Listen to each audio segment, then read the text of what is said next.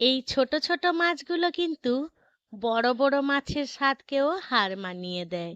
বিশ্বাস না হলে আজকের রেসিপিটি শেষ পর্যন্ত দেখুন।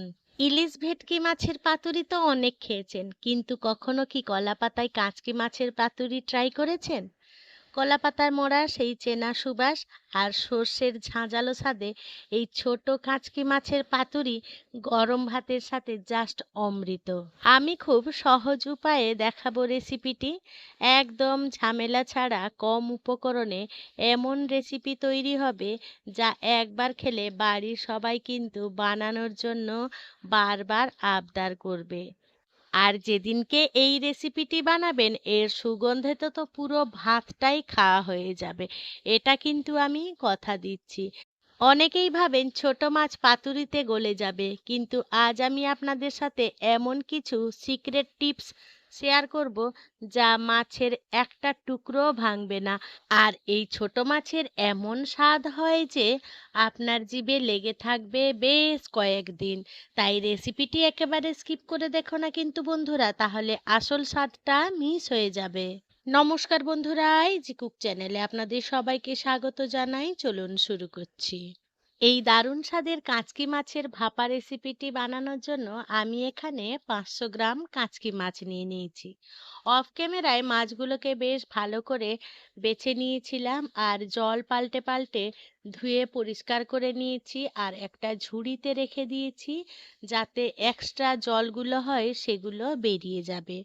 আর আপনারা যে পরিমাণ বানাবেন সেই পরিমাণ মাছের পরিমাণটা বাড়িয়ে বা কমিয়ে নেবেন। কলা পাতায় যেহেতু পাতুরি বানাচ্ছি তাই কলা পাতা নিয়ে নিয়েছি। কলা পাতাটাকে বেশ কিছুক্ষণ আগে ধুয়ে পরিষ্কার করে নিয়েছিলাম আর জল ঝরিয়ে একেবারে শুকনো করে নিয়েছি। এবারে গ্যাসের ফ্লেমটা জেলে দিয়েছি একদম হাই ফ্লেমের উপরে। কলা পাতাটাকে দেখুন ঠিক এইভাবে দিলে খুব সুন্দরভাবে সেকা হয়ে যাবে। এক্সট্রা ভাবে কলা পাতাগুলোকে আর জল দিয়ে সেদ্ধ করতে হবে না। দেখুন এইভাবে করে নিলে কলা পাতাগুলো একেবারে ফেটে যাবে না। তাই উপর নিচ বেশ ভালো করে কলা পাতাটাকে সেকে নিচ্ছি। আমার এই রেসিপিটি যদি কোনো নতুন বন্ধু ইউটিউব থেকে দেখে থাকেন, আমার এই ক্ষুদ্র চ্যানেলটিকে সাবস্ক্রাইব করে আমার পাশে থাকার জন্য অনুরোধ করছি। আর পাশে থাকা বেল আইকনটি অবশ্যই প্রেস করে রাখবেন। যখন আমি নিত্য নতুন কোনো রেসিপি দেবো সবার আগে খুব সহজেই নোটিফিকেশন আপনাদের কাছে পৌঁছে যাবে। কথা বলতে বলতে কলা পাতাগুলো খুব সুন্দর করে সেকে নিয়েছিলাম আর এদিকে যে জল ঝরতে দিয়েছিলাম মাছগুলো খুব সুন্দরভাবে জল ঝরে গেছে। এবারে একটা বড় বাটির মধ্যে মাছগুলোকে ঢেলে নিয়েছি, যাতে এই বাটিতে আমাদের মশলাগুলো মাখাতে সুবিধা হয়। প্রথমেই স্বাদ মতো নুন দিয়ে দিলাম, পরিমাণ মতন হলুদ গুঁড়ো দিয়ে দিলাম। এবারে দিয়ে দেবো লেবুর রস। আমি এখানে হাফ লেবুর রস দিয়ে দিলাম, তাতে মাছের যে একটা আঁশটে গন্ধ থাকে সেটা চলে যাবে আর খেতেও ভীষণ ভালো হবে। এবারে দিয়ে দিলাম 1 চামচ মতন কাঁচা সর্ষের তেল। এবারে সমস্ত উপকরণ বেশ খুব সুন্দরভাবে আমাদের মেখে নিতে হবে। প্রথমেই না আমি খুন্তি দিয়ে ট্রাই করেছিলাম, কিন্তু ছোট মাছ বলে না খুবই অসুবিধা হচ্ছিল। তাই এইটা খুন্তি দিয়ে না করে একেবারেই হাত দিয়েই মেখে নেবেন, তাহলে আলতো হাতে মাখা হবে, তাহলে মাছগুলো আর ঘেঁটে যাবে না। বন্ধুরা, আপনারা যে কোনো ছোট মাছ দিয়ে এই রেসিপিটি বানিয়ে ফেলতে পারেন। তাতে এই তরকারির স্বাদটার কিন্তু কোনো রকম হেরফের হবে না। একবার বানিয়ে দেখবেন, বারবার কিন্তু এইভাবে বানাতে ইচ্ছে করবে। সমস্ত মশলাগুলো দিয়ে হাত দিয়ে বেশ সব মাছগুলো যাতে গায়ে লেগে যায় তাই আলতো হাতে মাছগুলোকে খুব সুন্দরভাবে মিশিয়ে নিয়েছিলাম। এবারে এটাকে কিছুক্ষণ রেখে দেবো। চলুন এটা এদিকে মেরিনেট হতে থাক, অন্যদিকে একটা মশলা বানিয়ে নিই। তার জন্য ছোট মিক্সির গ্রাইন্ডারে জারটা নিয়ে নিয়েছি। 1 চামচ জিরে দিয়ে দিলাম, গোটা জিরে। আর দিয়ে দিলাম 1 চামচ মতন হলুদ সর্ষে। আর দিয়ে দিলাম প্রায় 2 থেকে 3 টেবিল স্পুনের মতন কালো সর্ষে। আর দিয়ে দেবো 4টে মতন শুকনো লঙ্কা, সামান্য একটুখানি নুন আর অল্প একটুখানি হলুদ। ঝালটা আপনারা যেভাবে খাবেন সেইভাবেই ঝালের পরিমাণটা বাড়িয়ে বা কমিয়ে দেবেন। এবারে সমস্ত শুকনো উপকরণ একবার ঘুরিয়ে নিয়ে এই রকম গুঁড়ো হয়ে গেলে অল্প অল্প জল দিয়ে বারে বারে ঘোরাতে থাকবেন, দেখবেন একটা সুন্দর ফাইন পেস্ট হয়ে যাবে। আপনারা যদি চান এই মশলাটা শিলপাটাতেও বেটে নিতে পারেন। আর এখানে আপনারা শুকনো লঙ্কার জায়গায় কাঁচা লঙ্কাও ব্যবহার করতে পারেন। তবে আগেকার দিনে শুকনো লঙ্কা ব্যবহার হতো, তাই শুকনো লঙ্কার স্বাদটা কিন্তু দুর্দান্ত হবে। এবারে এদিকে দেখুন মাছটা খুব সুন্দরভাবে মেরিনেট হয়ে গেছে। এবারে বেটে রাখা মশলাগুলো দিয়ে দিলাম, আর দিয়ে দিলাম বেশ কয়েকটা কাঁচা লঙ্কা, আর দিয়ে দেবো 1 থেকে 2 টেবিল স্পুনের মতন কাঁচা সর্ষের তেল। এবারে সমস্ত মশলাগুলো হাত দিয়ে খুব সুন্দরভাবে মাখিয়ে নিতে হবে।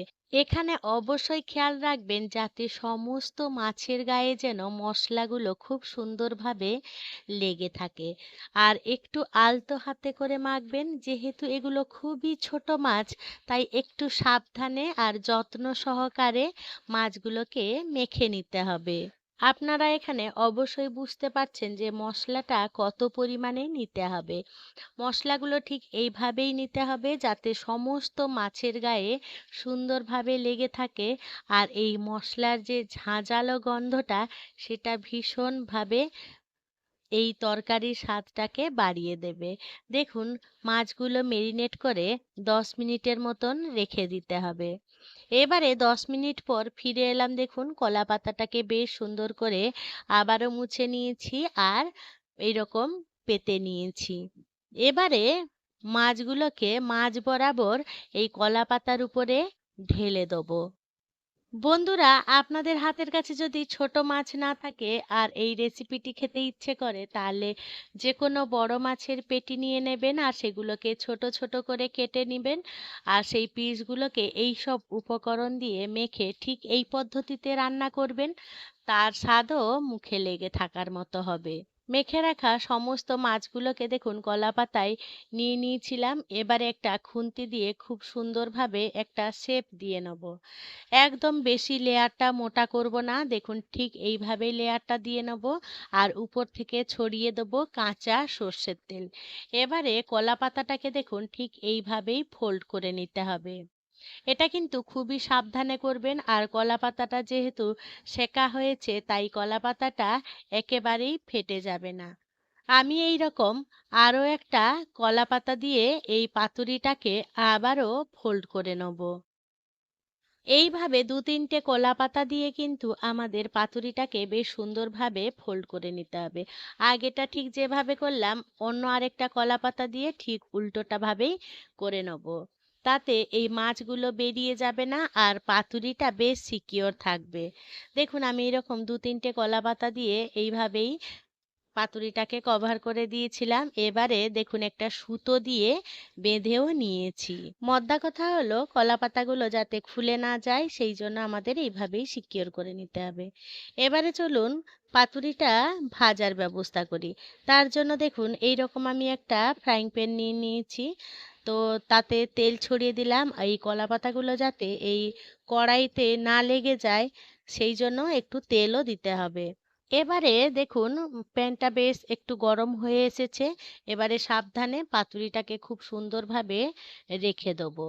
রেখে একেবারে গ্যাসের ফ্লেম লোতে করে ঢাকা চাপা দিয়ে রান্না করে নেব প্রায় 15 থেকে 20 মিনিট। 15 থেকে 20 মিনিট পর দেখাচ্ছি, দেখুন কতটা সুন্দর হয়ে গেছে। একদম নিচের পাটটা আমাদের সম্পূর্ণভাবে রেডি হয়ে গেছে। এবারে খুব সাবধানে একটা থালার উপরে এরকম উল্টে নেবেন এবং উপরের দিকটা আবার নিচের দিকে দিয়ে আবারও সেই ঢাকা চাপা দিয়ে আমাদের রান্না করে নিতে হবে প্রায় 20 থেকে 25 মিনিটের মতো। এখানেও অবশ্য সেই গ্যাসের ফ্লেম লোতে করে রান্নাটা করতে হবে। তাতে কলা পাতাগুলো পুড়েও যাবে না আর মাছগুলো খুব সুন্দরভাবে ভেতরে ভেতরে রান্না হয়ে যাবে। এবারে দেখুন আমি আপনাদের দেখাচ্ছি প্রায় 20-25 মিনিট পর একদম উপরেরটা কি সুন্দর ফুলে গেছে আর খুব সুন্দরভাবে রান্না হয়ে গেছে। একেবারে বাড়ি মোমো করছে। ঠান্ডা হয়ে গেলে আমি এটাকে দেখুন একটা থালার উপরে নিয়ে নিয়েছি। এবারে আপনাদেরকে দেখাচ্ছি। এখনো আমি যখন বাড়ি যাই আমার ঠাকুমার হাতের এই মাছ পোড়া খেতে ভীষণই ভালোবাসি। আমার ঠাকুমা কিন্তু এই মাছ পোড়াগুলোকে উনুনে পোড়েন। সেই উনুনের কাঠের জালের গন্ধ আর কলাপাতার মোড়ার সেই গন্ধ একেবারে দুপুরবেলা কিংবা রাত্রিবেলা ভাত খাওয়াটা আমাদের জমে যেত। সেই স্বাদ এখনো মুখে লেগে থাকে। তাই আপনাদের কাছে অনুরোধ রইল অবশ্যই এই রেসিপিটি একবার ট্রাই করবেন। আর যদি আমার মতন করে বানিয়ে থাকেন তাহলে তো খেয়ে কমেন্ট করে জানিয়ে যাবেন আপনাদের আজকের এই রেসিপিটি কেমন লাগলো। দেখুন আমার ক্যামেরার জন্য কালারের একটু অন্যরকম আসছে, তো কিন্তু খুব সুন্দর কালার হয়েছিল। আর দেখুন একেবারে মাছগুলো দারুণভাবে সুসেদ্ধও হয়ে গেছিল। দেখুন আপনাদেরকে একটু ভেঙে দেখাচ্ছি কতটা সুন্দর আর কতটা লোভনীয় হয়েছে। আর মাছগুলো দেখুন একেবারে গোটা গোটা আছে। তো বন্ধুরা আজকের আমার এই কাঁচকি মাছের রেসিপিটি যদি আপনাদের কোনো অংশে একটুও ভালো লেগে থাকে তাহলে ছোট্ট একটা লাইক করে দেবেন। আপনাদের এই ছোট্ট ছোট্ট লাইক আমাকে অনেক ইন্সপায়ার করে নিত্য নতুন রেসিপি বানানোর জন্য। আর যদি খুব বেশি ভালো লেগে থাকে বন্ধু বান্ধব কিংবা প্রিয়জনদের সাথে শেয়ার করে তাদেরও দেখার সুযোগ করে দেবেন। বন্ধুরা আপনাদের মহামূল্যবান সময় দিয়ে আমার সাথে থেকে পাশে থেকে আজকে এই মাছের পাতুরি রেসিপিটি দেখার জন্য আপনাদের সকলকে জানাই অসংখ্য অসংখ্য ধন্যবাদ। আপনারা ভালো থাকবেন, সুস্থ থাকবেন। দেখা হবে পরের কোনো নিত্য নতুন রেসিপিতে।